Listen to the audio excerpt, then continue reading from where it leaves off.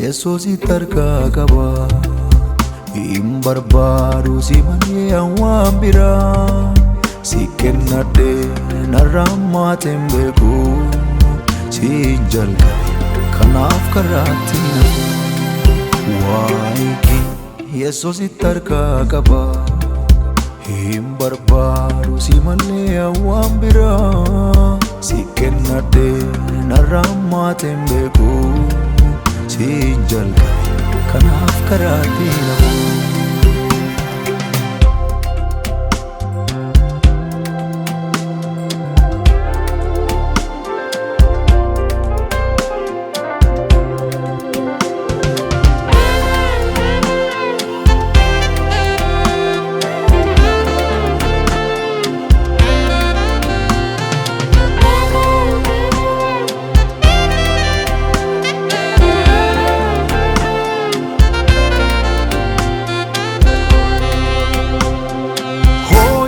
Kia si kenne ansi wali takuma lenchere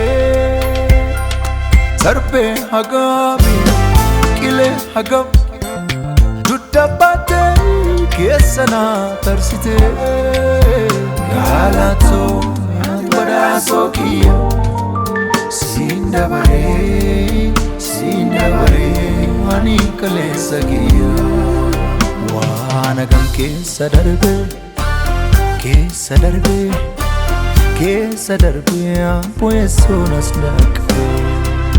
Wana gam keessa darbe ammoo Yesuun as dhaqe.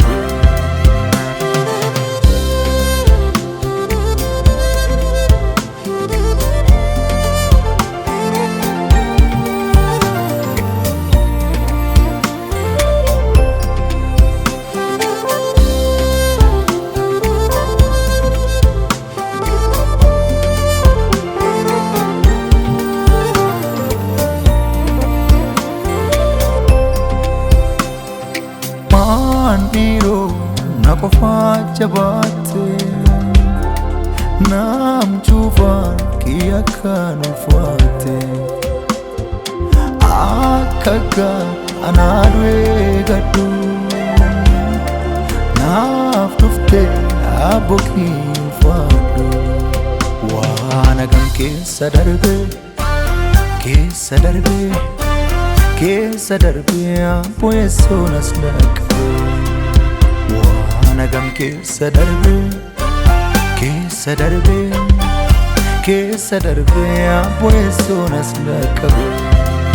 Waa'ee Yesuusi tarkaa qaba hin barbaadu si malee waan biraa si kennadhee narraa maateen beeku siin jalqabe kanaaf karaatti nafu.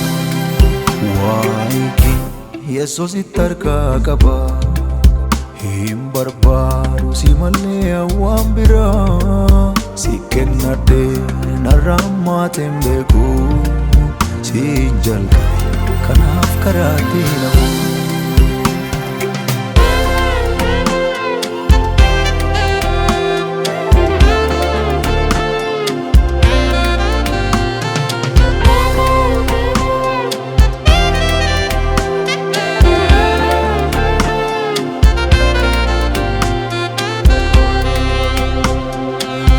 Kan keessa dabreen beeku ibiddinu waan daamiin fakkaatu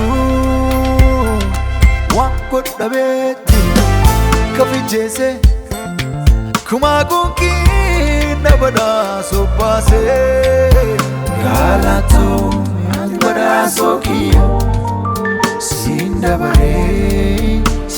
dabaree waan hin kaleessa kiyya. Wanagam keessa darbe keessa darbe Amboessoon as naqabe Wanagam keessa darbe